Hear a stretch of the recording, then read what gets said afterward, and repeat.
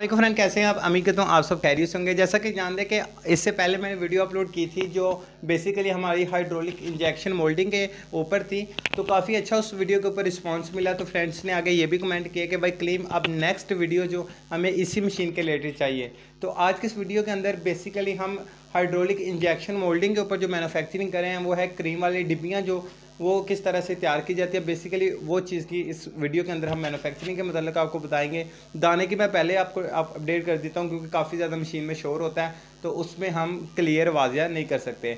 तो इसलिए इसके लिए जो दाना पीपी दाना प्योर दाना यूज़ हो रहा है, ठीक है ना, वेस्ट में नहीं, प्योर दाना यूज़ हो रहा है और वाइट कलर में। तो इसके अलावा जो अगर फ्रेंड्स किसी को भी इस तरह की मशीनें चाहिए, व्हाट्सएप नंबर आपको स्क्रीन के ऊपर शो हो रहा, उसके ऊपर आप हमें जाके व्हाट्सएप करें या इसी वीडियो के नीचे कमेंट कर दें। इंशाल्लाह हम बहुत जल्द आपके साथ रब्ता करेंगे।